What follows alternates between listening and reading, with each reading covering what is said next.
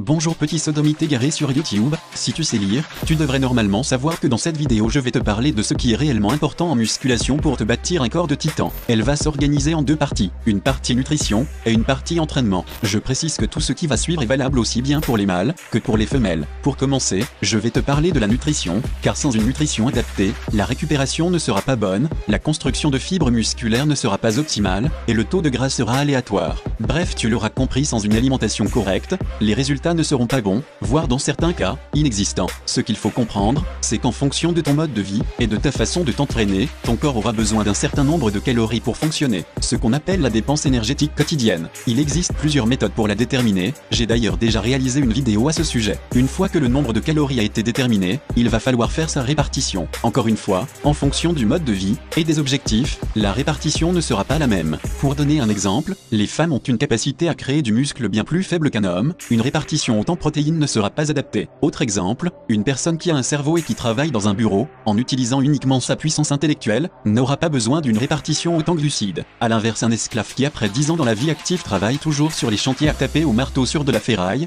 lui aura besoin d'une répartition plus riche en glucides. Bref, le total calorique et la répartition sont les paramètres les plus importants de la nutrition. Le reste, le choix des aliments, l'indice glycémique des aliments, la valeur biologique des protéines, tout ça, on s'en bat les couilles. Ces paramètres ne représentent qu'une part minime du résultat final. La majorité des pratiquants de musculation vont perdre leur temps à optimiser des paramètres n'ayant que trop peu d'influence. La plupart des pratiquants vont chercher à optimiser la qualité de leurs protéines, sans maîtriser la quantité totale. Manger du riz complet dégueulasse, sans même le peser, pour au final un résultat de merde. Le secret de l'alimentation, il est là. Une putain de balance de cuisine à la con. C'est tout. Tant que tu ne maîtriseras pas tes putains de quantités, il ne faut pas espérer avoir des résultats. Tu peux continuer à gaspiller ton argent dans de la whey native à 90 € les 2 kilos, et te gaver de riz complet dégueulasse, tu resteras un gros lard de merde, si tu ne maîtrises pas les quantités. Maintenant parlons de l'entraînement, parce que là aussi, c'est la même chanson. Le paramètre le plus important en musculation, c'est tout simplement l'assiduité. C'est tout con, mais là encore il ne faut pas espérer avoir le moindre résultat en allant à la salle une fois de temps en temps quand t'es pas trop fatigué. Pour le choix du programme, il doit être adapté en fonction du mode de vie. Là aussi, l'employé de bureau n'aura pas le même programme que l'esclave de chantier,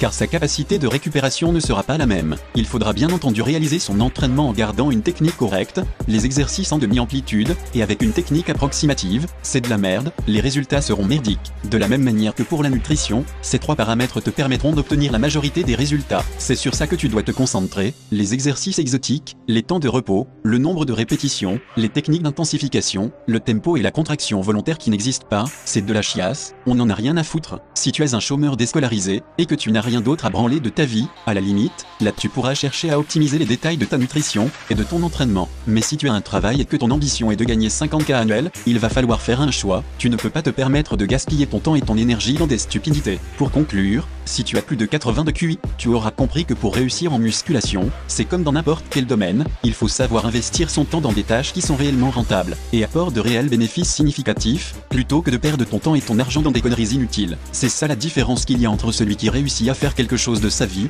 et celui qui n'avance pas, et reste indéfiniment, à son niveau de départ. Cette vidéo est maintenant terminée, j'espère qu'elle t'a plu. Si c'est le cas, n'oublie pas de mettre un pouce bleu, un commentaire, de t'abonner et d'aller faire un tour sur la page Facebook. Si elle ne t'a pas plu, tu peux aller te faire enculer par une chèvre, mais surtout n'oublie pas le pouce noir et le commentaire de rageux. A plus les tarlouses.